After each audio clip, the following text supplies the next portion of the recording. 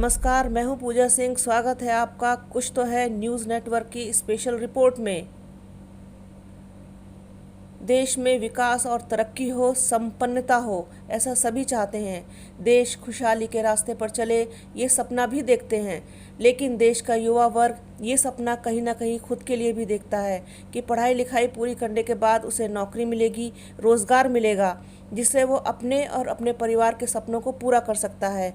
ऐसे में वो अपनी देश की सरकार से उम्मीदें लगाता है कि सरकार नौकरियां निकालेगी और उन्हें सरकारी रोज़गार मिलेगा, जिससे उनका भविष्य सुरक्षित होगा।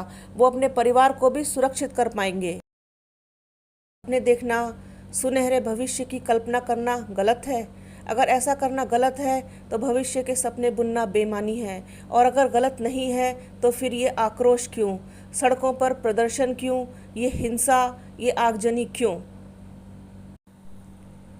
देश का युवा अचानक से अग्निपथ पर क्यों चल पड़ा? क्योंकि सरकार जिस अग्निपथ योजना के तहत देश के युवाओं को अग्निवीर बनाने का ऑप्शन दे रही है, वो युवाओं को समझ में नहीं आ रहा है।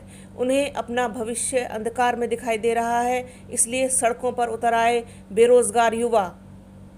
बरसों से ये उम्मीद लगाए बैठे कि एक दिन उन्हें सेना में सरकारी नौकरी मिलेगी, लेकिन सरकार उन्हें केवल 4 साल के लिए नौकरी देकर उनके जीवन से खिलवाड़ करना चाहती है। इसी बात से नाराज देश के विभिन्न क्षेत्रों में युवाओं ने आगजनी और प्रदर्शन किया।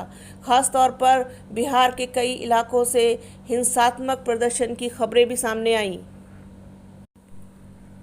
आइए अब जानते हैं कि आखिर वो योजना है क्या जिसके लिए इतना बवाल हो रहा है। वर्तमान सरकार अग्निपथ के नाम से 17 से 21 साल तक के नौजवानों के लिए सेना में 4 साल के लिए भर्ती होने के लिए ये स्कीम लेकर आई है, जिसमें 12वीं पास और फिजिकली फिट लोगों का चयन किया जाएगा।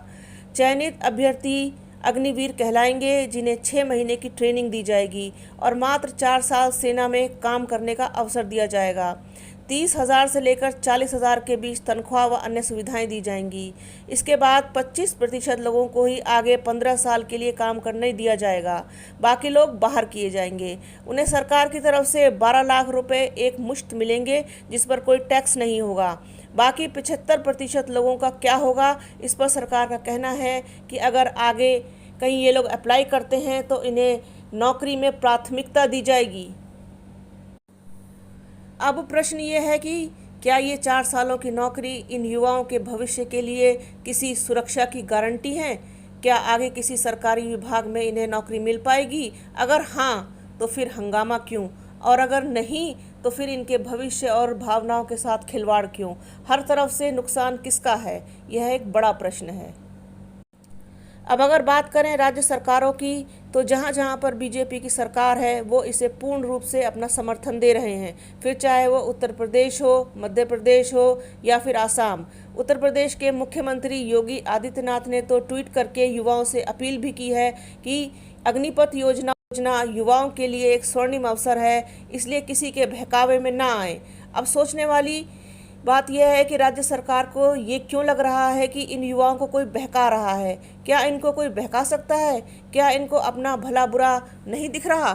बहरहाल इसका विरोध अब तेज होता दिखाई दे रहा है। बिहार, उत्तर प्रदेश, हरियाणा में भी अब नौजवान इस अग्निपथ योजना के विरोध में सड़कों पर उतर आए हैं। इस पर बहुत ही गंभीरता से विचार करने की ज़रूरत है सरकार को, क्योंकि सड़कों पर प्रदर्शन, आगजनी, पथराव, हिंसा के साथ साथ कई सालों से सेना में जाने की तैयारी कर रहे नौजवानों ने अब आत्महत्या भी करनी शुरू कर दी है। कई जगहों से कुछ नौजवानों के फांसी लगा लेने की दुखद घटना भी सामने आई है।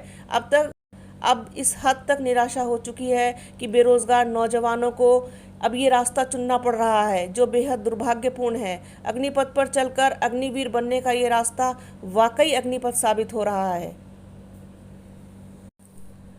KTH न्यूज़ के माध्यम से हम अपने दर्शकों से ये अपील करना चाहते हैं कि हिंसा, आक्रोश और आत्महत्या किसी भी समस्या का समाधान नहीं है। इसलिए हर परिस्थिति में विवेक से काम लें और संयम बनाए रखें।